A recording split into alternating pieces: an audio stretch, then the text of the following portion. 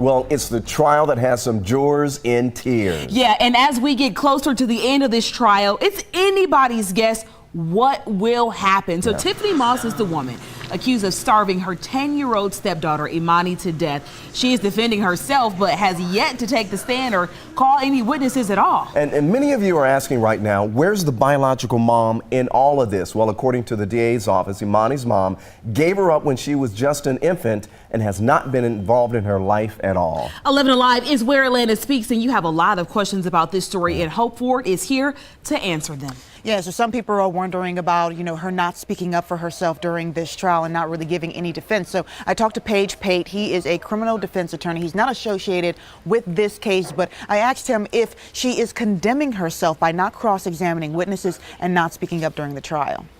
Well, it's going to be very difficult for the jury to find her not guilty. I mean, she's not putting up any defense at all. She's not engaging with the witnesses. She made no opening statement. She's sitting silently during this entire portion of the trial. Moss faces 3 possible sentences if convicted: death penalty, life without parole, life with parole. She already turned down an option of a plea agreement where she would have received life without parole. So I asked Pate, what's the likelihood the jury would stray from the death penalty? They don't know that she's been offered a plea agreement. As far as they know, she's gone to trial because she said she didn't do it or because the DA wouldn't offer her a deal. She hasn't engaged with the jury. They don't know anything about her other than this crime. So I think it's going to be very difficult for her to avoid the death penalty given the fact she's not putting up any defense at all. Moss laughed at points when the judge forced her to speak, and one comment from Facebook reads she was simply trying to beef up an insanity appeal. So I asked Pate if that was even possible. There is not going to be a viable insanity defense in this case because the judge is not going to tell the jury that they have that option. All right, so let's talk about the judge. Could the judge step in here?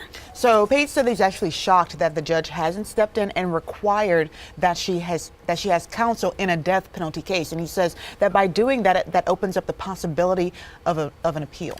All right, thank you so much, Hope. We will continue to follow this into next week. So closing argument set to begin. She can say something, but it's unlikely that she will.